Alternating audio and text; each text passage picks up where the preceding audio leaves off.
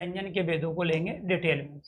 जैसे for example आपको ये ध्यान रखना है, जो मात्रा होती है तो ये वर्णमाला से संबंधित क्वेश्चन आपसे पूछे जाएंगे।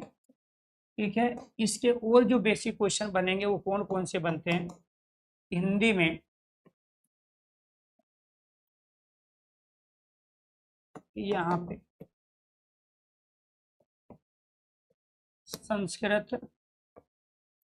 में स्वर वर्ण की संख्या, दूसरा भोलानाथ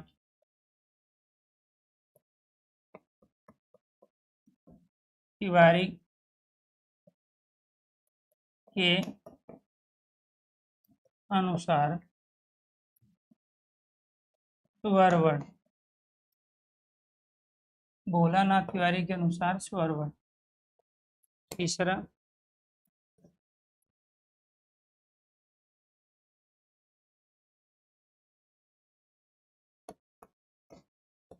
हिंदी में कुल स्वर वर्ण। इसके बाद संस्कृत में कुल स्वर वर्ण। तो यहाँ पे आपको ध्यान रखना है दोस्तों, संस्कृत में स्वर वर्ण की संख्या 9 है, लेकिन जब संस्कृत में कुल स्वर वर्ण पूछे जाए तो संख्या 13 है। भोलानाथ तिवारी के अनुसार स्वर वर्ण की संख्या दोस्तों 10 है, और हिंदी में कुल जो स्वर वर्ण होते हैं वो कितने होते हैं आपके 11। अब मुद्दा क्या है ये आपको ध्यान रखना है। अब मुद्दा ये है कि यहाँ पे जो ये माने जाते हैं, जो नहीं माने जाते हैं, जो 13 है उसमें से क्या नहीं माना जाएगा, एक आ को निकाल दो, बड़ी ई को निकाल दो और एक ऊ को निकाल दो। ठीक है जी, तो ये अगर आप निकाल दोगे, ये आपको ध्यान रखना है। ठीक है, और एक यहाँ पे ये वाला बड़ा रे। ठीक है, 13 होते हैं, 13 में से जब हम ये 4 निकाल देते हैं तो ये बचते हैं 9, यानी कि जब इनको कहते हैं मूल स्वर, इनको क्या कहते हैं मूल स्वर। ये तो कुल स्वर हो गए, और जब ये कुल का प्रयोग ना करे तो इसका मतलब क्या है, आपसे मूल स्वर पूछ रहा है। कई बार वो क्वेश्चन में मूल स्वर दे देता है।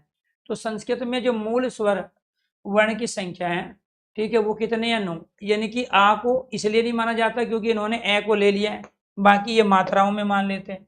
इन्होंने ए को काउंट कर लिया, इन्होंने ई को काउंट कर लिया, इन्होंने यहाँ पे छोटे ऊ को काउंट कर लिया, इधर इन्होंने छोटे री को काउंट कर लिया।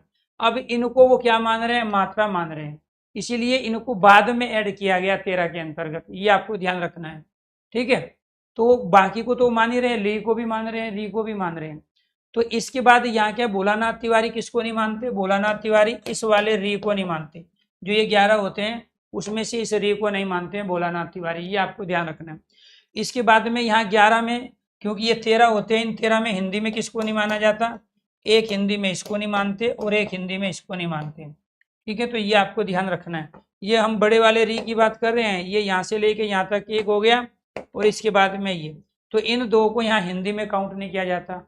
अब बाकी जो हमारे होते हैं ये सारे स्वर वही होते हैं आपके ये वाले, ए आ छोटा ई बड़ा ई छोटा ऊ बड़ा ऊ, इसके बाद में यहाँ छोटा री, आई, ये वाला आई, ये वाला आपका ओ, ये वाला आपका औ, और इसके बाद में प्यारे दोस्तों ये वाला आपका बड़े वाला री और एक ई। तो ये संख्या कितनी हो गई, ये संख्या होगी आपकी 13। अब उसके ऊपर डिपेंड है दोस्तों, ये आपको ध्यान रखना है वो आपसे क्या पूछे क्या नहीं। जब भोलानाथ तिवारी की बात आती है तो ये लास्ट के 2 नहीं मानेगा और इसको नहीं मानेगा री को। ठीक है, क्योंकि वो इनको किस में लेता है, मात्रा में। विवेक बस रुक जाओ। ठीक है, बफरिंग आपकी वजह से हो रही है, यहाँ पे नहीं है। अगर एक ही कमेंट को आप 3 या 3 से ज्यादा बार करते हो तो आपकी आईडी ब्लॉक हो जाती है 15 दिन के लिए। कई बार आईडी टीचर ब्लॉक करवाते हैं तो वो बिना टीचर की परमिशन के खुलती नहीं है। इसलिए आपके सारे कमेंट मेरे सामने हैं। यहाँ से कुछ दिक्कत होती तो मैं पढ़ाई को कंटिन्यू थोड़ा ही रखता, पहले मैं टेक्निकल टीम को जो है वो चीज़ें बताता, टेक्निकल टीम ऑलरेडी देखती रहती है, तो इस बात को आपको ध्यान रखना है। ठीक है जी। तो यहाँ पर क्या है, यहाँ पर प्यारे दोस्तों संस्कृत में स्वरवर्ण या मूल स्वर की जो संख्या 9 हो गई, भोलानाथ तिवारी के अनुसार स्वरवर्ण की संख्या 10 हो गई। हिंदी में कुल स्वरवर्ण क्या है, आपके 11 है, लेकिन वो 11 13 दोनों ऑप्शन में देता है, तो राइट आंसर आपको 13 ही मानना है। संस्कृत में कुल स्वरवर्ण की संख्या 13 हो गई। यहाँ पे ये जो है ये बाने नहीं जाते, ये 12वां और 13वां है, ये आपको ध्यान रखना। जो हम केवल संस्कृत में प्रयोग करते हैं इसको वो मात्रा के रूप में ले रहे हैं, यहाँ इनको ये मात्रा के रूप में ले रहे हैं संस्कृत में। जब मूल की बात आती है, मूल में हम केवल इन्हीं को ही काउंट करते हैं। इसके अलावा ऐसे बहुत सारे क्वेश्चंस होते हैं। 4 क्वेश्चन हो गए, 5वां क्वेश्चन देखिए आपका यहाँ पे प्यारे दोस्तों, ये होता है आपका आगत स्वर। तो आगत स्वर क्या है जी, आपका आगत का मतलब जो बाहर से आया हुआ, ये आपका आगत स्वर कहलाता है। इसका प्रयोग कहाँ करते हैं, इसका प्रयोग होता है अंग्रेजी, ठीक है, अंग्रेजी के शब्दों के साथ, शब्दों के साथ, तो इनको हम क्या कहते हैं, आगत कहते हैं। ये आगत स्वर कहलाता है। अब इसमें कहाँ पे प्रयोग करेंगे, जैसे आपने ऑफिस प्रयोग कर दिया, ठीक है, ये तो ऑफिस है। ऐसे ही हम इसका प्रयोग कहाँ करते हैं, कॉलेज में भी प्रयोग करते हैं। यहाँ पे भी तो ये आई आया है, इसमें प्रयोग करते हैं कॉलेज में। ऐसे ही बॉस में प्रयोग करते हैं, कॉफी में प्रयोग करते हैं, हाफ में प्रयोग करते हैं, डॉक्टर में प्रयोग करते हैं, ऑक्सीजन में प्रयोग करते हैं, पॉलीथीन में प्रयोग करते हैं, एनीथिंग, और भी बहुत सारे। तो इन सब में यही आया है स्वर, आपका ये ध्यान रखना है, इन सब में यही आ स्वर आया है, तो ये क्या कहलाता है आपका, ये आगत स्वर कहलाता है। क्या कहलाएगा दोस्तों, ये आपका आगत स्वर। कुछ क्वेश्चन मैंने कल करवाए थे, जैसे आपको बताया गया था कि द्विगुण व्यंजन कौन से होते हैं, द्वित व्यंजन कौन से होते हैं, उत्क्षेपित व्यंजन कौन से होते हैं, इसके बाद परकंपित पार्श्विक व्यंजन के बारे में कल वाली क्लास में आपको बताया गया था। काकल्य वर्ण कौन से होते हैं उसके बारे में भी बताया गया। तो ये आपके क्या है प्यारे दोस्तों, ये हमारे हैं आगत स्वर। इसके बाद फिर क्वेश्चन बनता है मात्रा का, ठीक है, किसका क्वेश्चन बनता है, मात्रा। तो ए की मात्रा नहीं होती है, ए वर्ण की कोई मात्रा नहीं होती है, ए वर्ण की कोई मात्रा नहीं होती है। अतः हिंदी में कुल मात्रा 10, हिंदी में कुल मात्रा क्या है, 10 होती है। अब उस मात्रा का पता हमें कैसे चलेगा, ये देखो, जैसे यहाँ पे है, हमने ये ले लिया आपका ये वाला क्या, इसके बाद में यहाँ पर ये क्या ले लिया, ये का, ये यहाँ की, ये वाला की, ये को, ये वाला को, ये ले लिया। इसके बाद ये कर लेते हैं इधर, इसके बाद यहाँ पर ये के लिया, ये वाला के ले लिया, इसके बाद में ये को और ये वाला को। दोस्तों आपको ये ध्यान रखना है कि ये जो बना है आधा कै ऐसे मिलके बना है। अब इस ए की कोई मात्रा नहीं मानी गई है, ठीक है जी। ये जो बना है आपका आधा कै और ए, इसकी जो मात्रा मानी गई वो ये मानी गई, ठीक है, ये जो आई है, ठीक है। इसके बाद में ये क्या है, आधा कै और मात्रा मानी गई, ठीक है जी।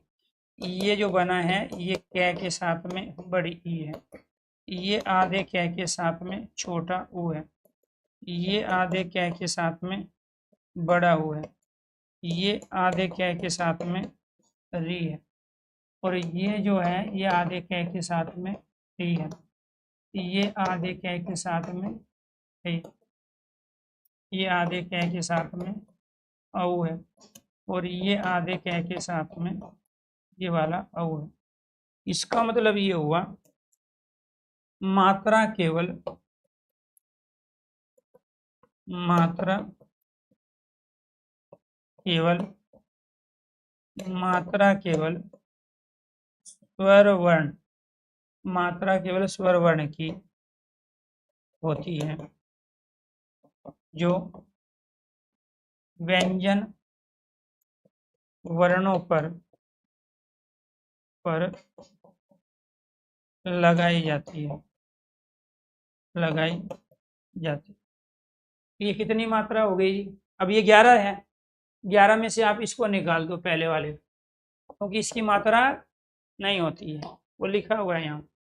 ए वर्ण की कोई मात्रा नहीं होता, तो हिंदी में मात्रा की संख्या 10, स्वर वर्ण 11 है, मात्रा कितने हैं ये आपको ध्यान रखना है जी। एक बार सारे स्टूडेंट ओके कीजिए अगर मेरी आवाज़ आप तक प्रॉपर पहुंच रही है। ठीक है, देखो ये आप अलग अलग एरिया से ये क्लास अटेंड कर रहे हो, आपके यहाँ नेटवर्क का इशू हो सकता है, आपके मोबाइल में साउंड कम हो सकती है, तो प्लीज़ आप सभी दोस्तों से मेरी एक बार ये रिक्वेस्ट है, गुजारिश है, पहले आप अपने मोबाइल को, अपने नेटवर्क को एक बार चेक करो, और उसके बाद में फिर यहाँ पे आपको डिस्टर्ब होने की आवश्यकता नहीं है। यहाँ कई हजार बच्चे एक साथ लाइव होते हैं, और उनकी मॉनिटरिंग जो करते हैं हमारी टेक्निकल टीम करती है। अगर किसी भी तरह की कोई दिक्कत क्लास में होती है तो तुरंत वो पलक झपकते ही चीज़ों को सही कर लेते हैं। तो इसीलिए आपसे मेरी गुजारिश है, यहाँ कमेंट करने का उतना फ़ायदा आप लोगों को नहीं है दोस्तों, ठीक है, जितना फ़ायदा इन सब चीज़ों को अचीव करने का। ये लॉजिकली क्वेश्चंस हैं, और एक एक क्वेश्चन बहुत महत्वपूर्ण है, और वर्णमाला का यूपीएसआई के अंतर्गत 2 से 3 क्वेश्चन का रोल है। 2 क्वेश्चन तो हर शिफ्ट में आए हैं, तमाम जितने भी एग्जाम हुए वर्णमाला से 2 क्वेश्चन तो रहे ही हैं, और वो कुछ न कुछ नया पूछेगा, ये आपको ध्यान रखना है। तो इसलिए मैं कोई भी क्वेश्चन की वेराइटी यहाँ पे छोड़ के आगे नहीं बढ़ूंगा, ठीक है। तो पीएनजी नोट्स की आप लोगों को आवश्यकता नहीं होगी, क्योंकि मैं आपको क्लास नोट्स दूंगा, जो ये चीज़ें लिखी गई है, ठीक है, वही आपको पीएनजी के रूप में मिलेंगे।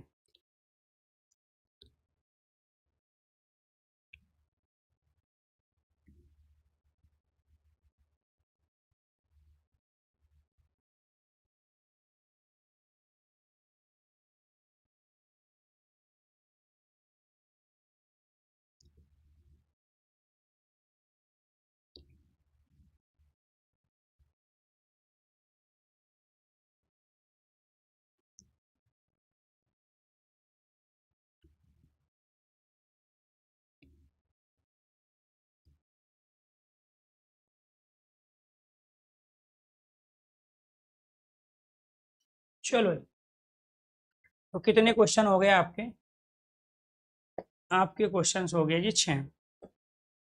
इसके बाद 7वां क्वेश्चन, 7वां क्वेश्चन है जी आपका ये वाला, ई, बड़े वाला ई और री, ये 3 वर्ण स्त्रीलिंग है, ये स्त्रीलिंग वर्ण होते हैं, और बाकी जो होते हैं सारे के सारे आपके वो पुल्लिंग होते हैं।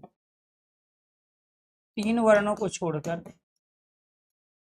3 वर्ण, छोटा ई, बड़ा ई, री को छोड़कर, ये आपको स्त्रीलिंग पुल्लिंग में भी इसकी आवश्यकता पड़ेगी, बाकी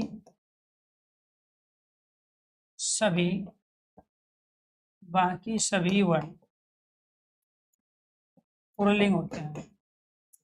बाकी सभी वर्ण को छोड़कर बाकी सभी वर्ण पुल्लिंग होते हैं। जैसे अगर हम यहाँ बात करें, ई जो है ये बनने वाले अधिकांश शब्द, जैसे नदी है, लड़की है, नदी, लड़की, ठीक है जी, मोरनी, कुर्सी, छड़ी, घड़ी, इन सब में क्या है, अंत में ई लगा हुआ है। इसमें भी ई है, इसमें भी ई है, इसमें भी ई है, इसमें भी ई है, इसमें भी ई है, इसमें भी ई है। तो 99.9% जिन शब्दों के अंत में ई होता है वो क्या कहलाते हैं, स्त्रीलिंग। तो ये सारे के सारे आपके स्त्रीलिंग शब्द हैं, लेकिन इनको छोड़कर अपवाद है, ये क्या है आपके अपवाद है, ये क्या है अपवाद। इन शब्दों के अंत में ई आएगा, जैसे पानी है, घी है,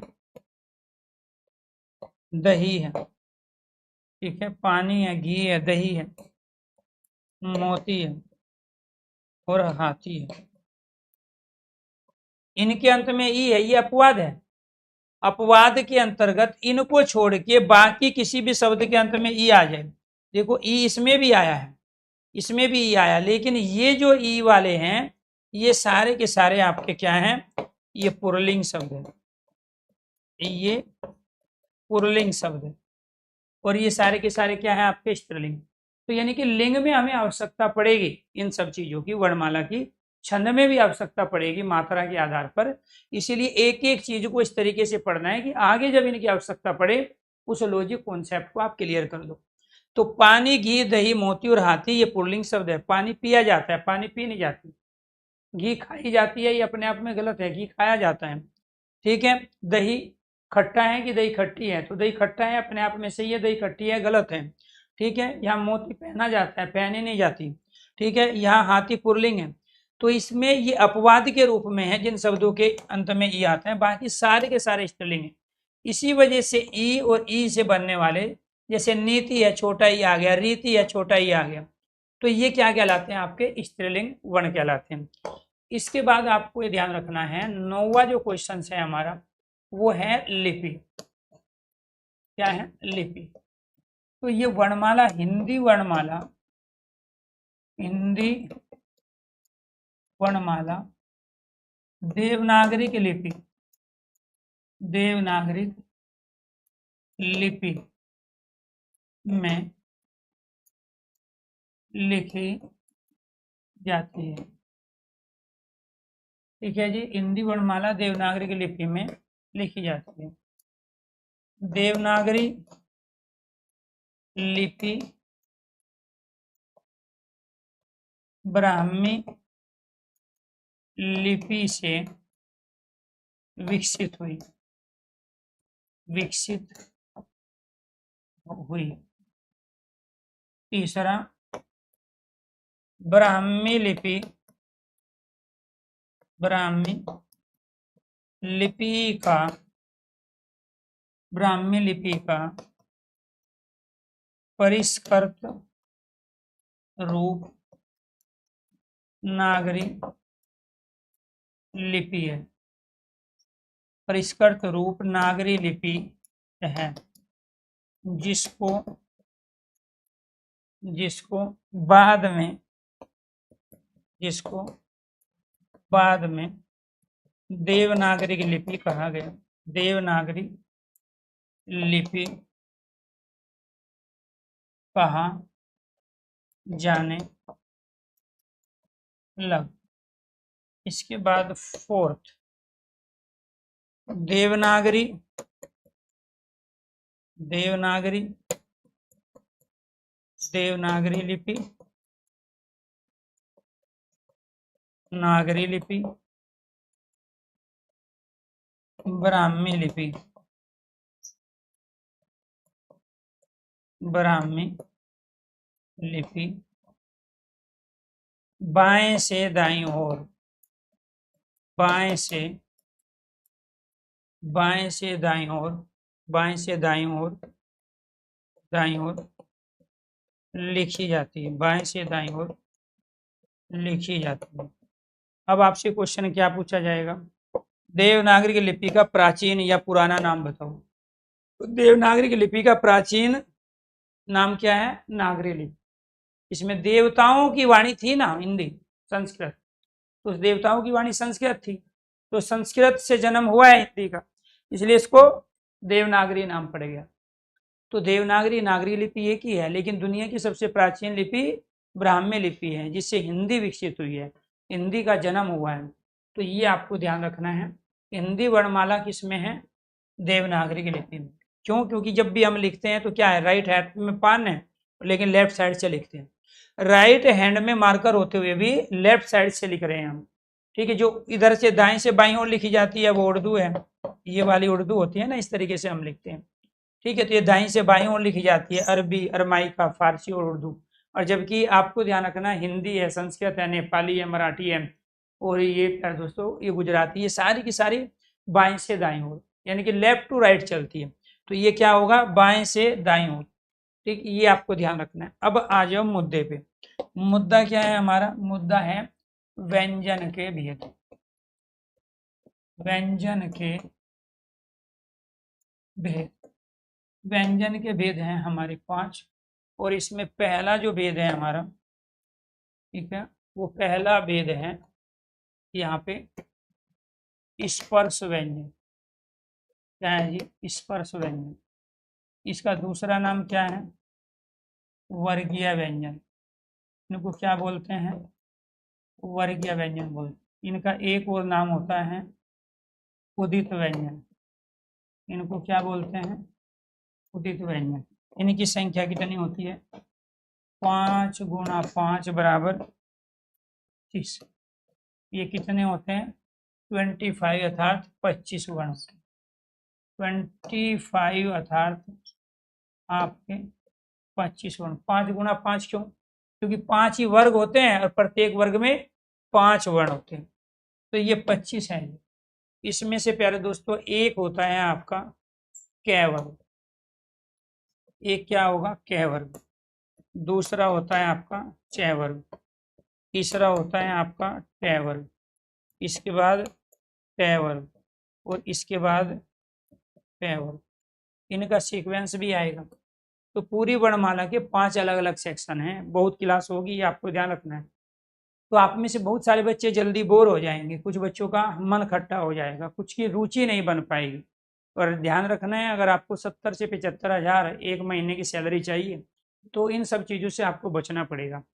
मेरा पढ़ाया हुआ पेपर में इसलिए आता है कि मैं हर टॉपिक की, हर तरह की क्वेश्चंस की वैरायटी को यार दोस्तों बच्चों को बता के, समझा के, उसके कॉन्सेप्ट को, लॉजिक को क्लियर करके आगे बढ़ता हूँ। उसमें एक टॉपिक में मुझे क्लास चाहे 1 देनी हो या फिर 10 देनी हो, उसमें कोई कोताही नहीं।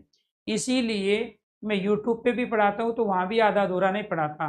कितने बच्चे लाइव हैं मुझे कोई मतलब नहीं, कितने बच्चे बाद में उस क्लास को देखेंगे मुझे कोई मतलब नहीं। मेरा मतलब ये है कि अगर मैं खड़ा होकर समय दे रहा हूँ और उसमें से अगर पेपर में नहीं आया तो फिर मेरे शिक्षक होने पे प्रश्न चिन्ह है। इसी वजह से मैं जब भी कुछ कंटेंट लेके आता हूँ, कुछ भी कराता हूँ, तो शिद्दत के साथ कराता हूँ, पूरा कराता हूँ। न कभी आधी रोटी खाता हूँ और ना आधा किसी को खिलाता हूँ। तो मैं पूरे में विश्वास रखता हूँ, जो भी काम करोगे शिद्दत से करोगे, एक बार करो, बार बार नहीं करना। अगर आज आपने हिंदी पढ़ी है यूपीएसआई के लिए यहाँ, तो मुझे नहीं लग रहा है कि लाइफ में आपको दोबारा कभी जिंदगी में हिंदी से रिवीजन भी आपको करना पड़े, क्योंकि आपने 4 साल से रीजनिंग कर रहे हो, 4 साल से मैथ पढ़ रहे हो, 6-7 साल से आप जीएस की तैयारी कर रहे हो, आज तक फ्री नहीं हो पाए। उसका रीजन है शिद्दत से चीजें नहीं की गई है, ऊपर ऊपर से हवाबाजी। तो इसलिए आपसे मेरी रिक्वेस्ट है, गुजारिश है, बहुत सारे बच्चों की बहुत सारी दिक्कतें हैं, किसी को पीएनजी चाहिए।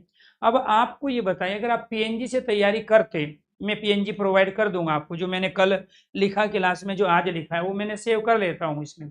लेकिन वो सेव इसलिए करता हूँ कि कोई चीज़ बतानी पड़ जाए, मतलब बहुत सारे बच्चे हैं उनके डाउट बन रहे हैं बार बार, तो उनको बताना पड़ेगा, देखो बेटे कल हमने ये पढ़ाया था जो आपने क्लास अटेंड नहीं की, या कल हमने जो पढ़ाया था उसमें आपने ध्यान नहीं दिया। तो उस कंडीशन में आपको ये ध्यान रखना है कि यहाँ पे वो पीछे की चीज को हम पहले प्रीवियस नॉलेज को बना के पूर्व ज्ञान की अवधारणा को डेवलप करके उसके साथ नई चीजों को जोड़ लेते हैं, नए ज्ञान को बताते हैं। तो उस कंडीशन में पीएनजी की आवश्यकता पड़ती है, अगर पीएनजी का कोई रोल नहीं। प्यारे दोस्तों, किताबों में ये सारी की सारी हिंदी है। इस मार्केट में 1000 से ज़्यादा किताबें हैं, ठीक है। करीब करीब प्यारे दोस्तों 50 से ज़्यादा यूट्यूब चैनल है जिस पर हिंदी पढ़ाई जा रही है। लेकिन ये सब कुछ होते हुए भी बच्चे सारे क्वेश्चन नहीं करके आते, उसका रीज़न यही है कि आप पढ़ने के उस बेस्ट तरीके पे जा ही नहीं रहे हो, ना आपको वो तरीका पसंद है, ना आप उसमें समय देना चाहते। यहाँ अगर आप 30 भी क्वेश्चन हिंदी के करके आते हैं तो कोई गारंटी नहीं कि आपका सिलेक्शन हो जाए। मुद्दा यहाँ ये है कि 40 क्वेश्चन हिंदी के सही होंगे कि नहीं होंगे। मुद्दा यहाँ ये है कि हिंदी में मिनिमम स्कोर 35 होना चाहिए, तब आप इंतजार कर सकते हो कि हाँ हमारा मेरिट में नाम आएगा। और वे कब होंगे, वे होंगे जब चीज़ों को शिद्दत से करोगे। अब जब मैं पीएनजी देता हूँ तो वे पीएनजी बोलती तो है नहीं, वे पीएनजी किताब केवल क्या काम करती है कि ऐसा होता है, लेकिन ऐसा कब होता है, ऐसा कब नहीं होता है, ऐसा क्यों होता है और कैसे होता है, इन क्वेश्चनों के आंसर तो यहाँ टीचर खड़े होके बोल के समझा के आपको दे रहा है।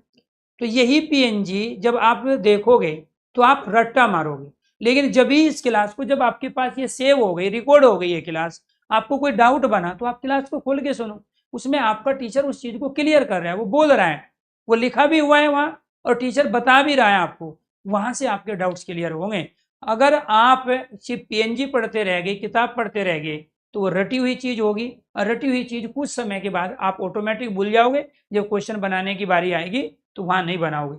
उसके बावजूद भी आपको चुल मची है कि नहीं हमें तो पीएनजी चाहिए ही, तो क्लास नोट्स के नाम से एक पीडीएफ है, क्योंकि बहुत सारे बच्चे होते हैं, उनको कितना भी समझा ले, माँ बाप समझाओ, बड़ा भाई समझो, टीचर, वो अपने ही धुन में चलते हैं, उनका सिलेक्शन से कोई मतलब नहीं, बस उनको पढ़ना है तो इस तरीके से पढ़ना है, क्योंकि सिलेक्शन से तो जो तरीका होता है हम उसी को बेस्ट तरीके को अपनाते हैं, क्योंकि रिजल्ट आप लोगों का नहीं है, रिजल्ट तो हमारा है। अगर कई हजार बच्चे हम पे भरोसा किए हैं और उनमें सिलेक्शन ना दे पाए तो अगली बार हमें कोई पूछेगा ही नहीं, तो इसीलिए हमारे पढ़ाए हुए स्टूडेंटों की रैंक आती है, पहले 100-200 बच्चों में बच्चे आते हैं और हर भर्ती में आते हैं। उसका रीजन ये कैरेविल पर पढ़ाने वाले तमाम टीचर वास्तव में शिद्दत से पढ़ाते हैं, उनका जो कॉन्सेप्ट है, उनका जो कंटेंट है, वो बाकी टीचरों के पास नहीं है। बाकी टीचर किताब के लेवल से बाहर नहीं निकल पाते, मैं बुराई नहीं कर रहा हूँ, आप खुद देख लो इस चीज को, आप जीएस में बहुत सारी चीज अनाप शनाप पढ़ोगे, पेपर में मिलेगा कुछ नहीं, ठीक है। तो यहाँ मैं ये बताने की कोशिश कर रहा था, जो पीएनजी की रट लगाए हुए हैं, जो नोट से रट्टा मारना चाहते हैं, प्लीज आपके पास वक्त है, आपका एग्जाम जनवरी फरवरी से पहले नहीं होने वाला है। जनवरी फरवरी से पहले हम बहुत इसको जो है कॉन्सेप्ट को क्लियर भी कर लेंगे पूरे सिलेबस के, और इसका प्यार दोस्तों प्रैक्टिस भी कर लेंगे। उसके बाद आपको किसी चीज की नीड ही नहीं पड़ेगी, ना आपको मॉक टेस्ट लगाना है, ना आपको टेस्ट सीरीज ज्वाइन करना है, ना क्विंटल के भाव आपको मैराथन क्लास लेनी है। तो इसीलिए आपसे रिक्वेस्ट है, जो भी काम करो ये सोच के करो कि आज के बाद मुझे इस चीज को समय नहीं देना है। तो यहाँ पर क्या है, ये क्या है, ये क्या है आपका, यहाँ पर इसमें है गे, ये गे, और ये आता है प्यारे दोस्तों आपका गे। इसके बाद में यहाँ पर प्यारे दोस्तों आपका ये छ जय जय, और ये क्या है आपका ये, इसमें यहाँ क्या है आपका टेट है, डे डे, और ये आता है न, इसमें आता है ते ते। तो इनको थोड़ा सा मैं गैप पे लिख लूँ क्योंकि मुझे समझाना भी है। यहाँ से ले लेता हूँ पेवर, और यहाँ नीचे लिख लेता हूँ पेवर। तो इसके अंतर्गत यहाँ क्या आएगा, थे दे दे दे और न। इसके बाद में वे और न। प्यारे दोस्तों आपको ये ध्यान रखना है, इनको स्पर्श व्यंजन जो है 25 है, देखो 5 इसमें आ गए, 5 5 25, 5 गुना 5 कितने हो, 25। स्पर्श व्यंजन इनको इसलिए कहा गया क्योंकि जब हम इनका उच्चारण करते हैं तो फेफड़े वायु छोड़ते हैं, तो वो वायु शरीर के कुछ अंगों, शरीर के कुछ भागों से स्पर्श करके बाहर आती है, जिसकी वजह से इसका नाम पड़ गया स्पर्श व्यंजन। इसके बाद वर्गीय व्यंजन इसलिए कहा गया क्योंकि इनको 5 वर्गों में बांटा गया। तो 5 वर्ग कौन कौन से हैं आपके, पहला वर्ग आपका आ गया प्यारे दोस्तों, यहाँ कै वर्ग पूछेगा, पहला वर्ग कौन सा होता है, दूसरा, तीसरा, चौथा और पांचवा। एक आएगा हिंदी शब्दकोश में शब्दों व वर्णों का स्थान, हिंदी वर्णमाला का अपना एक 5 सेक्शन है। एक में पढ़ेंगे आप वर्णों के भेद जो हम कर रहे हैं, दूसरा है वर्णों का उच्चारण स्थान, तीसरा है हिंदी शब्दकोश में वर्णों व शब्दों का स्थान, चौथा है वर्ण विन्यास, वर्ण विच्छेद, वर्ण संयोग, और पांचवा है वर्णों का वर्गीकरण। हिंदी वर्णमाला के 5 अलग अलग सेक्शन हैं और उन 5 सेक्शन से मिनिमम 2 मैक्सिमम 3 क्वेश्चन आपके पेपर में होंगे। तो यहाँ आपको ये ध्यान रखना है, हमारे 5 वर्ग में से पहला वर्ग कै वर्ग है और अंतिम वर्ग क्या है हमारा, पै वर्ग है, और प्रत्येक वर्ग में 5-5 वर्ण आते हैं और उनका सीक्वेंस भी ये है। तो डिक्शनरी में भी आपको जो शब्द मिलेंगे, वर्ण मिलेंगे, वो इसी सीक्वेंस में मिलेंगे। पहले स्वर मिलेंगे जिस तरीके से आपको बताया गया, पहला ए है तो आ, तीसरा ई है। ऐसे यहाँ पहले कै, फिर व्यंजन में पहला नंबर कै का है और इसके बाद स्पर्श व्यंजन में अंतिम नंबर आपका मै का है। तो वो ये भी पूछेगा स्पर्श व्यंजन में पहला व्यंजन बताइए, तो स्पर्श व्यंजन में पहला व्यंजन कै, स्पर्श व्यंजन में अंतिम व्यंजन बताइए कौन सा है, तो आप क्या कहोगे, यहाँ पर ये मैं है, ठीक है। इसके साथ साथ आपको ध्यान रखना है, इसको उदित व्यंजन भी कहते हैं। उदित का मतलब है तो जो उत्पन्न हुए हैं, क्योंकि इनके अंदर सबके हमने स्वर वर्णों का प्रयोग किया है। तो व्यंजन की डेफिनेशन क्या है, तो जिन का उच्चारण स्वर की सहायता से, जिनको स्वर की सहायता से बोला जाता है उनको हम क्या कह रहे हैं, व्यंजन कह रहे हैं। तो इसी वजह से जब इनमें साथ लिया गया, किसका साथ लिया गया, स्वर वर्णों का लिया गया, इसी वजह से इनको उदित व्यंजन कहते हैं। जैसे सूरज से, प्यारे दोस्तों, सूरज अपने आप में खुद जो पैदा हुआ वो किसी के द्वारा पैदा नहीं हुआ, उसका कोई कारण नहीं है, लेकिन सूरज की रोशनी के बहुत सारे जो है रीजन है, कारण है जो उससे उत्पन्न हुए हैं। जैसे फूल जितने खिलते हैं सूरज की रोशनी में खिलते हैं, तो वो उनको उदित कहा जाता है। तो यानी कि जिसका पहले से कोई कारण मौजूद हो, ठीक है, और उसके बाद वो कार्य हो, तो वो क्या कहलाता है, उदित कहलाता है। इसी वजह से इनको हम उदित व्यंजन भी कहते हैं। अब इसके अंदर क्वेश्चंस क्या क्या बनेंगे जी, इसके अंदर क्वेश्चंस बनेंगे आपके ये, एक तो प्यारे दोस्तों ये जो वर्ण है ना, ये 4 वर्ण, इन 4 वर्ण को हम स्पर्श संघर्षी सप्रवाह वर्ण बोलते हैं। इनको क्या बोलेंगे, स्पर्श संघर्षी सप्रवाह वर्ण। तो ये कितने होते हैं जी, 4। इसके बाद दूसरा जो यहां से क्वेश्चन बनता है, वो क्वेश्चन बनता है ये वाला, ठीक है जी। ये जो 4 वर्ण, ट वर्ग के पहले 4, इनको कहते हैं हम कर्कश। इनको क्या कहते हैं, कर्कश या कठोर वर्ण कहते हैं। इनको क्या कहते हैं, कर्कश या कठोर वर्ण कहते हैं। तो ये आपके कर्कश या कठोर वर्ण है। जो ढोल बजता है ना, जब आपकी परेड होगी ट्रेनिंग के दौरान, लेफ्ट राइट आप करते हो, या स्कूलों में मॉर्निंग असेंबली जब होती है, आपको ध्यान रखना है, वो ये 4 वर्ण ही निकालते हैं, टेट है, डेड है, ये वाइब्रेशन पैदा करते हैं, मूर्धन्य वर्ण होते हैं ये। तो ये ब्रेन के अंदर, ये जो हमारा खोपड़ी के अंदर खाली जगह है, वहां जाके वाइब्रेशन करते हैं। तो जब आप थक जाते हो लेफ्ट राइट करते हुए, तो ढोल से क्या करता हो, तेज आवाज निकालना शुरू कर देता है, और जल्दी जल्दी उसको मारते हैं तो तेज जल्दी जल्दी आवाज आती है। उससे आपके अंदर दोबारा से फिर वाइब्रेशन शुरू हुआ, और आप फटाफट थकने के बावजूद भी इसको कंटिन्यू करने लगते हो। तो ये क्या कहलाते हैं, आपके कर्कश व कठोर वर्ण कहलाते हैं, जिनकी संख्या कितनी होती है, 4 होती है। ये क्या कहलाते हैं, आपके स्पर्श संघर्षी सप्रवाह वर्ण कहलाते हैं, जिसमें हम 5वें को काउंट इसके अंदर नहीं करते। इसके बाद फिर यहाँ से एक तीसरा क्वेश्चन ये बनता है कि ये वाला डे और ढह जो है, इसमें ये वाला है, इन्हीं से ही आपको ध्यान रखना उत्क्षेपित अर्थात ताड़नजात व्यंजन बने हैं।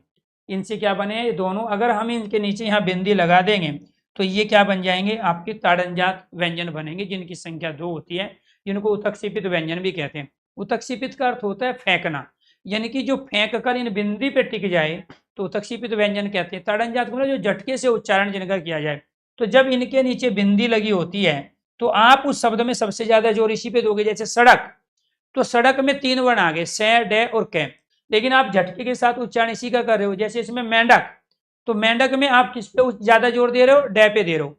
तो ताड़नजात इसलिए कहा कि आप इनको झटके के साथ उच्चारण करते हो। उत्क्षेपित का अर्थ उछलना या फेंकना होता है। जब ये उछल के, प्यारे दोस्तों, फेंकने के बाद इस बिंदी पे टिक जाते हैं, तो इनका नाम पड़ गया उत्क्षेपित व्यंजन। तो कुछ तो थे आपके ये। अब यहाँ से जो क्वेश्चन आपका बनेगा, वो क्वेश्चन बनेगा ये वाला। वो क्वेश्चन कौन सा बनेगा, ये जो 5 वर्ण होते हैं आपके, तो ये 5वां वर्ण है आपका, क्या है ये, 5वां। भाई ये पहला है, ये दूसरा है, तीसरा है, चौथा, ये क्या है आपका 5वां। तो इन लास्ट वाले वर्णों को, जो प्रत्येक वर्ण का अंतिम वर्ण होता है, उनको हम क्या कहते हैं, प्रत्येक प्रत्येक वर्ग प्रत्येक वर्ग प्रत्येक वर्ग का अंतिम वर्ण पंचम वर्ण कहलाता है। पंचम वर्ण, प्रत्येक वर्ग का अंतिम वर्ण पंचम वर्ण कहलाता है। अब इस पंचम वर्ण के और भी नाम है, दूसरा पंचम वर्ण के अन्य नाम, इसको क्या कहते हैं, इसको हम पंचाक्षर भी कहते हैं, इसको अनुनासिक अनुनासिक वर्ण भी कहते हैं, इसको अनुस्वार वर्ण भी कहते हैं।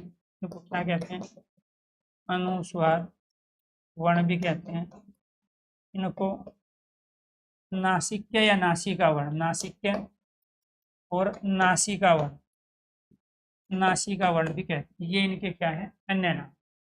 इसके बाद प्यारे दोस्तों, यहाँ तीसरी जो कंडीशन है वो ये है पंचम वर्ण के स्थान पर ही, पंचम वर्ण अर्थात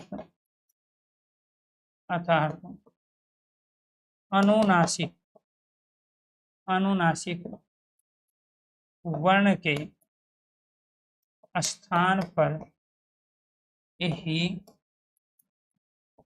के स्थान पर ही, के स्थान पर ही शब्दों में, शब्दों में अनुस्वार, शब्दों में अनुस्वार चिन्ह, शब्दों में अनुस्वार चिन्ह का प्रयोग किया जाता है, प्रयोग किया जाता है। इसके बाद फोर्थ जो है जी, वो ये स्टेटमेंट में भी पूछ लेगा, वो निम्नलिखित में से वर्णमाला की दृष्टि से कौन सा कथन सही है, कौन सा कथन सही नहीं है। तो इसीलिए यहाँ ये स्टेटमेंट को याद रखना है, खुद में क्वेश्चन खुद में आंसर है। इसके बाद है अनुनासिक वर्ण, अनुनासिक या नासिक्य वर्ण शब्द का अर्थ बनाने के लिए, शब्द का अर्थ बनाने के लिए, बनाने के लिए परस्पर, परस्पर परिवर्तित हो जाते हैं, परस्पर परिवर्तित, परस्पर परिवर्तित हो जाते हैं, परस्पर परिवर्तित हो जाते हैं। ये आपको ध्यान रखना, शब्द का अर्थ बनाने के लिए परस्पर परिवर्तित हो जाते हैं। अब वो कैसे होंगे जी, ये देखो, वो देखो जी, ये हमारा एक तो ये है जी, ये आधे होने चाहिए। ये 5 वर्ण हैं जिनको आप अनुनासिक वर्ण कह रहे हैं, जिनको नासिका वर्ण कहते हैं।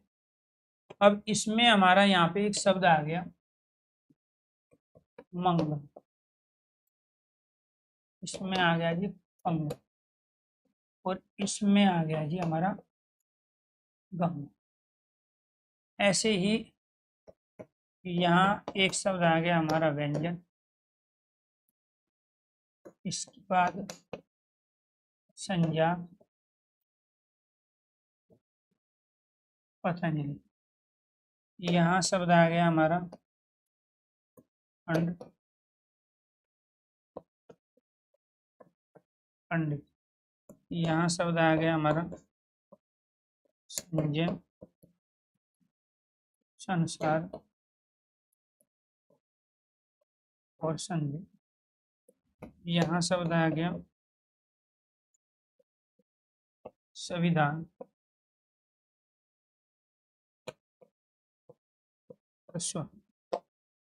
अब प्यारे दोस्तों आपको ये ध्यान रखना है कि यहाँ पर जो ये अनुस्वार चिन्ह आया है ना, ये इस वर्ण के स्थान पे आया है, जो कि आधा होना चाहिए।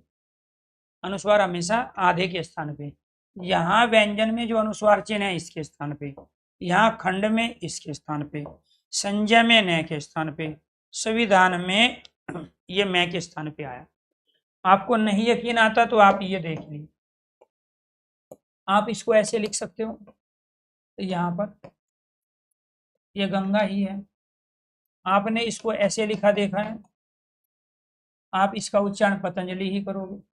आपने इसको ऐसे लिखा देखा है, मैं अपने पास से कुछ नहीं कह रहा हूँ, जो आप अब तक पढ़ते आए हो मैं उसी को बता रहा हूँ। आपने इसको ऐसे लिखा देखा है और आपने इसको ऐसे लिखा देखा, तो ये आपको ध्यान रखना है। मैं अपने पास से ये वाला जो है ना, ये किसके स्थान पे आया, देखो आप, ये जो अनुस्वार हैं ये आपके इस मैं के स्थान पे आया। यहाँ पे ये जो अनुस्वार हैं ये आपके इस न के स्थान पे आया। यहाँ पे ये जो अनुस्वार हैं आपके ये इसके स्थान पे आया। यहाँ पे ये जो अनुस्वार चिन्ह है ये आपके य के स्थान पे आया, और यहाँ पे ये जो अनुस्वार है आपके वो इस ग के स्थान पे आया। इसीलिए इसको गंगा बोला जाता है। यानी कि ये जो साउंड देता है ये ग की देता है, ये न, मैं, तो यहाँ जब हम स्वम को ऐसे भी तो लिखते हैं, उच्चारण तो सेम ही है दोनों का, इनका भी उच्चारण सेम है, इसका भी उच्चारण सेम है। तो यहाँ जो चीजें आपको बताया गया, ये क्या बताई गई आपको चीजें, देखो प्रत्येक वर्ग का अंतिम वर्ण पंचम वर्ण कहलाता है। पंचम वर्ण के अन्य नाम पंचम अक्षर भी है क्योंकि 5वें नंबर पे आता है। अनुनासिक भी है क्योंकि मुख और नाक दोनों से इसका उच्चारण होता है। तो अनु का मतलब पीछे, नासिक का मतलब नाक, तो ये हमारा नाक है और नाक के पीछे मुख है। तो जो मुख और नाक दोनों से जिसका उच्चारण हो उसको अनुनासिक वर्ण कहते हैं। इन्हीं को हम अनुस्वार वर्ण कहते हैं। क्यों? क्योंकि इन्हीं के स्थान पे अनुस्वार चिन्ह आता है।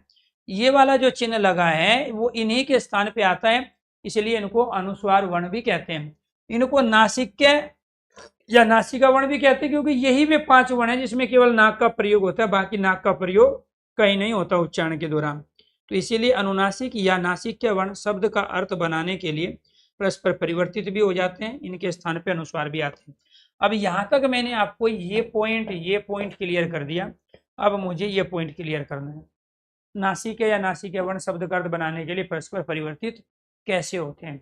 ये चीजें अगर समझ में आ गई हो तो एक बार सारे स्टूडेंट ओके कीजिए, यस कीजिए।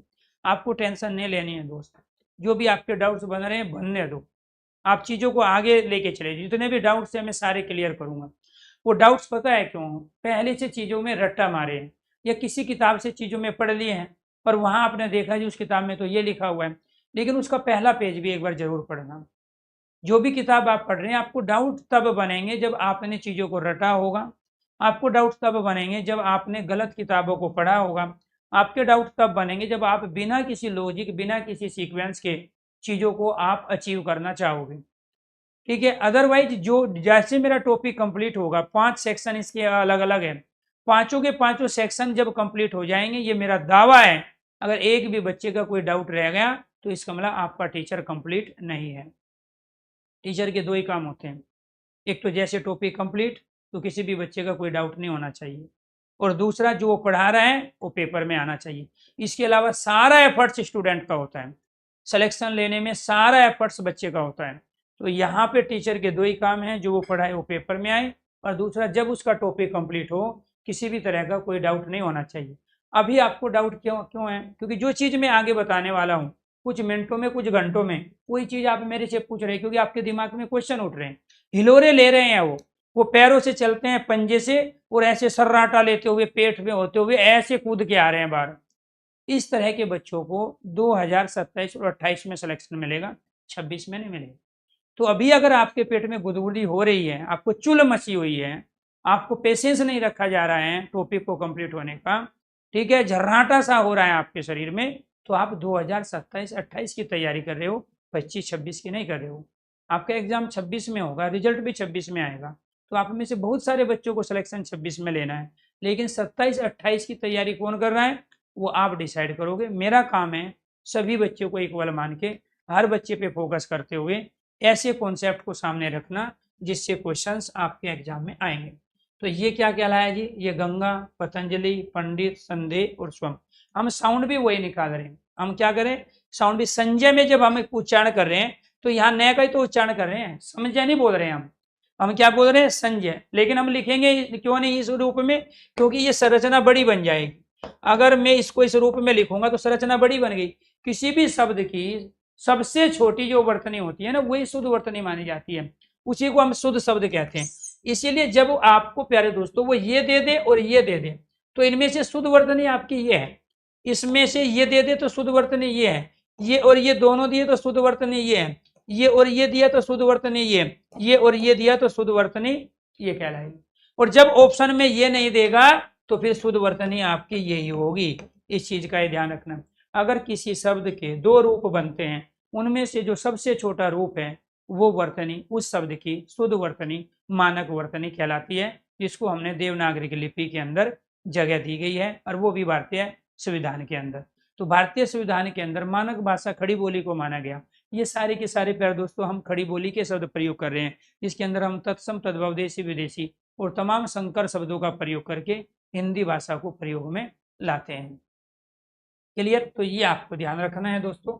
इसके बाद मुद्दा आता है हमारा इस वाले पॉइंट का कि अनुनासिक या नासिक वर्ण शब्द का अर्थ बनाने के लिए परस्पर परिवर्तित हो जाते हैं, अर्थात चेंज हो जाते हैं। ऐसा क्यों। अब यहाँ पे हमने शब्द ले लिया ये वाला,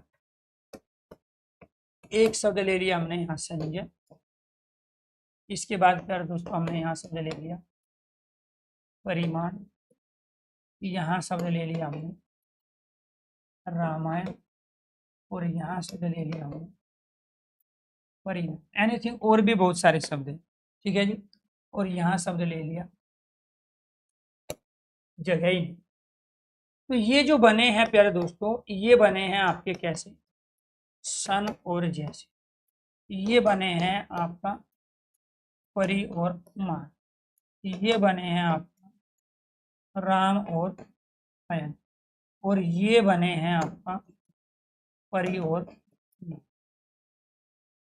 मान। ये थोड़ा गलत हो गया, परी परिणाम, तो ये बना है आपका परी और। अब दोस्तों आपको ये ध्यान रखना है, इस शब्द में का कोई मीनिंग नहीं है इसकी वजह से, इसका कोई मीनिंग नहीं है इसकी वजह से, इसका कोई मीनिंग नहीं है इसकी वजह से, और इसका कोई मीनिंग नहीं है इसकी वजह से। इसका मतलब ये हुआ कि ये इनसे तो बने नहीं है, क्योंकि कोई भी सार्थक शब्द तब बनेगा प्यारे दोस्तों जब उससे बनने वाले जो शब्द होंगे पहले उनका भी मीनिंग रहा हो। तो इसमें यहाँ सन का कोई मीनिंग नहीं, इसमें मान का नहीं, अयन का नहीं, इसमें यहाँ नाम का कोई मीनिंग नहीं है। तो इसका मतलब क्या हुआ, ये इससे पहले किसी दूसरे रूप में थे, और ये दूसरे रूप में क्या था, ये था सम और जय, इसकी समान रूप से जय है।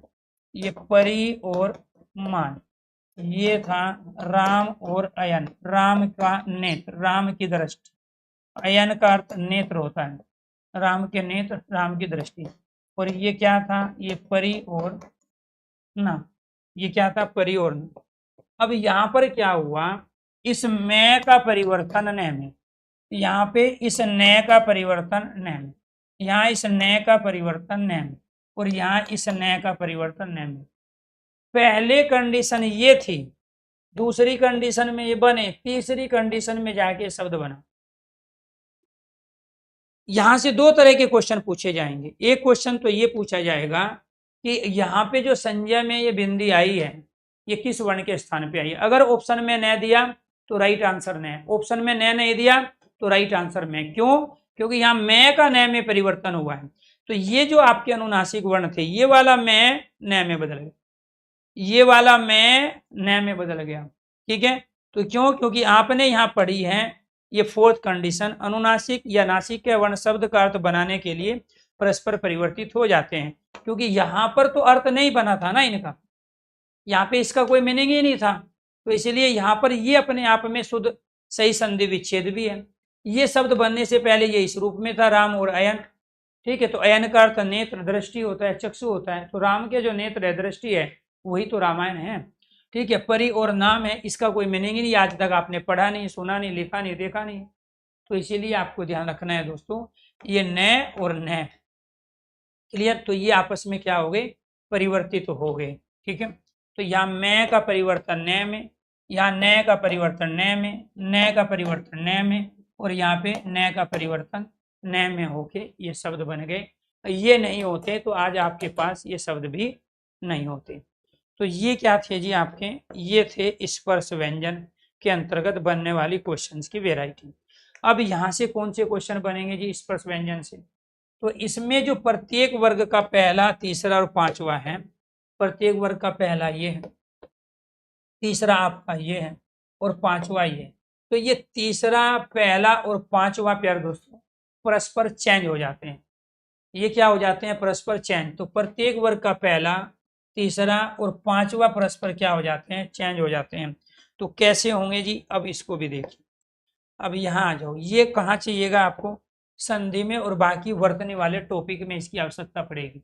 यहाँ पे आपको लिखना है प्रत्येक वर्ग का, प्रत्येक वर्ग का, प्रत्येक वर्ग का तीसरा व पांचवा वर्ण शब्द का अर्थ बनाने के लिए, शब्द का अर्थ, शब्द का अर्थ प्रत्येक वर्ग का तीसरा व पांचवा वर्ण शब्द का अर्थ बनाने के लिए अपने वर्ग के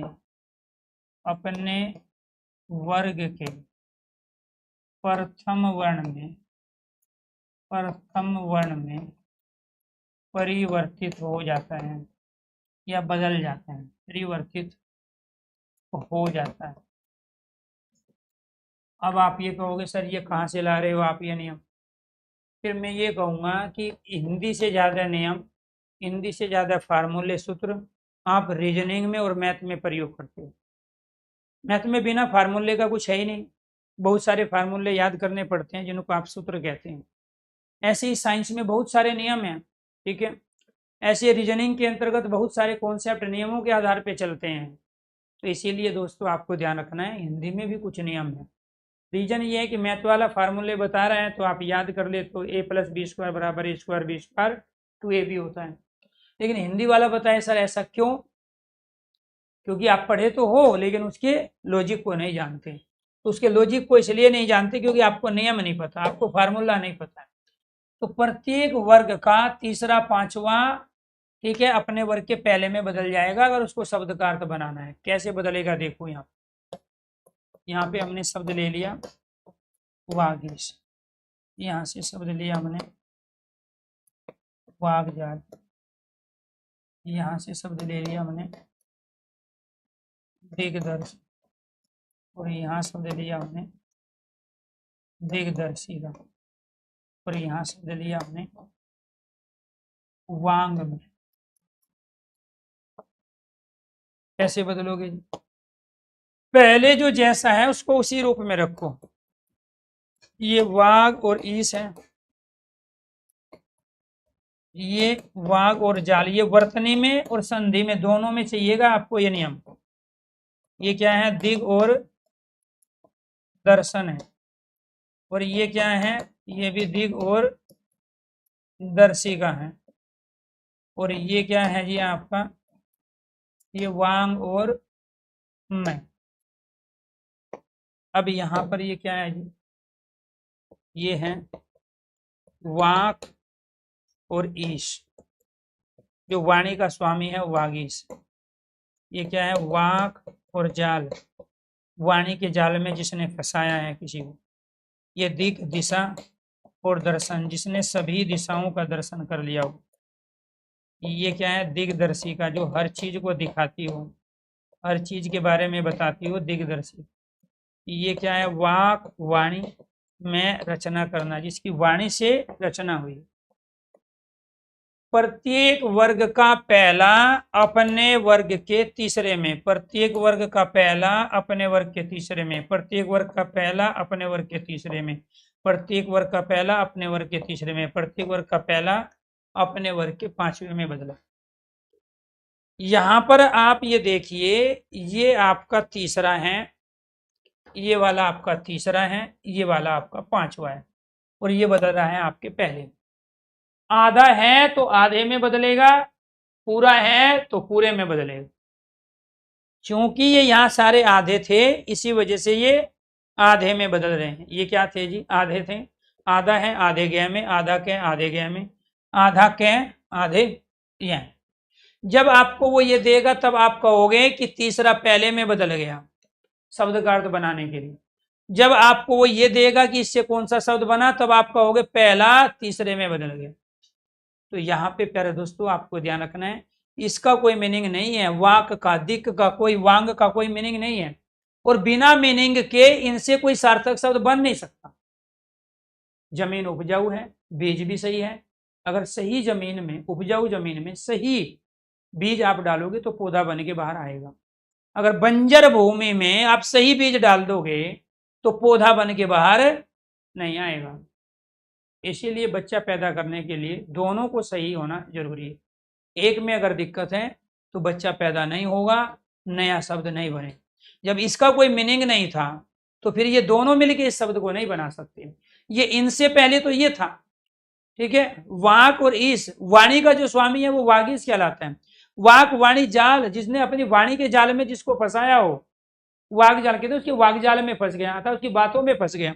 दिग्दर्शन, जिसने सभी दिशाओं का दर्शन कर लिया। दिग मतलब दिशा, दिग मतलब दिशा, जो सभी दिशा को दिखाती हो, दिग्दर्शी का। वाक वाणी में रचना करना, जिसने वाणी से रचना की है, अर्थात साहित्य है, लिटरेचर। तो वांग में किसे कहते हैं? साहित्य को कहते हैं, लिटरेचर को कहते हैं। तो यहाँ पे कौन सी कंडीशन हुई? प्रत्येक वर्ग का तीसरा पांचवा शब्द, ठीक है, आवश्यकता के अनुसार शब्द का अर्थ बनाने के लिए अपने वर्ग के प्रथम में बदल जाता है। क्यों बदलेगा पहले में? अगर तीसरे और पांचवे ने अपना काम नहीं किया तो उनका जो ग्रुप लीडर है वो काम करेगा। अब यहाँ पे जो परिवार का जो मुखिया है, परिवार का मुखिया कौन है? केवल। ये ग्रुप किसकी वजह से जाना जा रहा है? ये कै की वजह से जाना। इसका नेतृत्व कौन कर रहा है? कै कर रहा है। तो जब कोई कमेटी बनती है उसमें यहाँ 5 मेंबर हमने ले लिए, ये तीसरा और पांचवे से काम हो नहीं रहा है, दूसरा और चौथा काम छोड़ के भाग गया, कमेटी का जो हेड है उसको काम करना पड़ेगा। वो टाइम बढ़वाएगा कि मुझे और समय चाहिए, लेकिन जो जिम्मेदारी उसने ली है वो पूरी करेगी। ये तो दूसरे मेंबर की डिमांड करेगा। अब ये क्या है? ये सब इंस्पेक्टर है, ये क्या है? ये सिपाही है सारे। अब इस सिपाही ने इसने काम कंप्लीट किया नहीं है, तरीके से किया नहीं, ढंग से, तो इनका काम किसको करना पड़ेगा? ये सब इंस्पेक्टर करके देगा। अगर इस सिपाही ने रिश्वत ले ली है, ठीक है, और इसके कहने पर ले ली है, तो इनसे पहले सस्पेंड कौन होगा? ये होगा। इन सिपाही ने कोई बहादुरी का काम किया है, ठीक है, तीसरे और पांचवे ने, फोटो सबसे पहले खिंचवाने कौन भागेगा सबसे आगे? ये क्या भागेगा? ये तो प्रकृति का नियम है। परिवार में अगर दूसरा, तीसरा और पांचवा व्यक्ति जिम्मेदारी नहीं ले रहा है तो परिवार के मुखिया को जिम्मेदारी लेनी पड़ेगी। तो जब इनसे अर्थ नहीं बन रहा है तो फिर अर्थ इनके परिवार का मुखिया बनाएगा, ठीक है। और इनके परिवार का मुखिया क्या है? यहाँ ये कै है। तो ये आपको ध्यान रखना है। और ऐसा प्यारे दोस्तों प्रत्येक वर्ग के अंतर्गत होगा। ऐसा क्या होगा? प्रत्येक वर्ग के अंतर्गत। जैसे हमने यहाँ जगदीश शब्द ले लिया, जगन्नाथ शब्द ले लिया, ऐसे ही षडमा शब्द ले लिया, ऐसे ही अब शब्द ले लिया, यहाँ सड़ा नन शब्द ले लिया, ठीक है। तो ये कैसे बदलेंगे जी? ये देखो, यहाँ जगत और ईश, ये क्या है? यहाँ जगन और नाथ, यहाँ ये क्या है? ये हो जाएगा आपका यहाँ सन और मास। ये क्या हो जाएगा? यहाँ अप और जय। ये क्या हो जाएगा? सड़ और आनंद। इनमें से पहले का कोई मीनिंग नहीं है। जब पहले का मीनिंग नहीं है तो मीनिंग बनाना पड़ेगा। जगत इस संसार का स्वामी, यहाँ जगतनाथ संसार का स्वामी प्रभु, ठीक है। यहाँ पे 6 मास 6 महीने, यहाँ पे अप पानी, यह जन्म लेने वाला, पानी में जन्म लेने वाला। कमल, यहाँ पे षड और आसन, षड और आनन। तो ये क्या हो जाएगा? यहाँ कार्तिक गणेश का बड़ा भाई, इसके 6 मुख। तो प्यारे दोस्तों आपको यहाँ पर क्या हुआ? प्रत्येक वर्ग का पहला अपने वर्ग के तीसरे में, यहाँ प्रत्येक वर्ग का पहला अपने वर्ग के पांचवें में, यहाँ पहला पांचवें में, टेट है, डेड है, न। तो ये क्या है आपका? ये पांचवा वर्ण है। तो प्रत्येक वर्ग का पहला पांचवें में, प्रत्येक वर्ग का पहला पैप है, बैप अपने वर्ग के तीसरे में, प्रत्येक वर्ग का पहला अपने वर्ग के तीसरे में। तो यहाँ जो परिवर्तन हुआ वो क्या हुआ? यहाँ तीसरा पहले में बदल गया, पहला पांचवें में, पांचवा पहले में, पहला तीसरे में, तीसरा पहले में। कुछ भी कहो आप, वो ये देगा तो आप कहोगे तीसरा पहले में बदल गया। अगर वो ये दे रहा है कि बताइए किससे बना है, ठीक है, तो आप कहोगे तीसरा पहले में। और वो ये दे के कह रहा है कि इससे शब्द बनाओ, तब आप कहोगे पहला तीसरे में बदल गया। क्योंकि जगत संसार सट 6 अप पानी, सट 6 अप मल पानी। तो पानी में जो जन्म लेता है, पानी में जन्म कमल भी लेता है, मछली भी लेते हैं, शंख भी लेता है, चंद्रमा भी लेता है, बादल भी लेता है। तो ये बादल का भी पर्यायवाची है, ठीक है। ये प्यारे दोस्तों मछली का भी पर्यायवाची है, ये शैवाल का भी पर्यायवाची है, उसका भी जन्म पानी में होता है। शंख का जन्म पानी में होता है, तो वो भी उसका भी पर्यायवाची है। कमल का भी पर्यायवाची है। तो पर्यायवाची शब्द कहाँ से करोगे? वर्णमाला के संधि के कॉन्सेप्ट को सीखने के बाद। ये षडानन कौन है? कार्तिकेय, गणेश का बड़ा भाई। षट 6 आनन मुख, 6 मुख किसके थे? कार्तिकेय। तो ये किसका पर्यायवाची हुआ? कार्तिकेय का पर्यायवाची हुआ। जो 6 महीने हैं वो षडमास हो गया। जो जगत का स्वामी है वो जगन्नाथ, जो जगत का स्वामी है वो क्या कहलाया, जगदीश। तो इस तरीके से यहाँ पे हमने सारे वो एग्जाम्पल कंप्लीट कर लिए इस वाली कंडीशन पे। ये वाली कंडीशन भी प्यारे दोस्तों आपकी हो गई है कंप्लीट। अनुनासिक या नासिक के वर्ण शब्द का अर्थ बनाने के लिए परस्पर परिवर्तित हो जाते हैं, ये तो हमने कर ही लिया था। ये वाली कंडीशन कंप्लीट हो गई आपकी। प्रत्येक वर्ग का तीसरा पांचवा वर्ण शब्द का अर्थ बनाने के लिए अपने वर्ग के प्रथम वर्ण में परिवर्तित हो जाता है। तो आज के लिए इतना ही। सभी दोस्तों को नमस्कार, धन्यवाद। बाकी कराएंगे प्यारे दोस्तों कल वाली क्लास में। उम्मीद करता हूँ धीरे धीरे आप समझ गए होंगे। मेरे पढ़ाने का तरीका एकदम डिफरेंट है, मेरे सिखाने का तरीका एकदम अलग है। शुरू में दिक्कत बच्चों को होती है, जैसे ही आप थोड़े से पुराने होंगे आपको हिंदी में इतना मजा आने लगेगा कि बाकी सब्जेक्ट का टाइम भी आप हिंदी को देना शुरू करोगे। क्योंकि हिंदी में जहाँ आपके क्वेश्चन गलत हो रहे थे, धीरे धीरे जैसे मैं टॉपिक कंप्लीट करूंगा वे सारे क्वेश्चन सही होने लगेंगे। और जब बच्चों के क्वेश्चन सही होने लगते हैं, बच्चे कुछ नई चीज सीख जाते हैं, तो उनको उससे बड़ी खुशी खासकर उस समय नहीं मिलती जब वो स्टूडेंट लाइफ में होते हैं। धन्यवाद दोस्तों।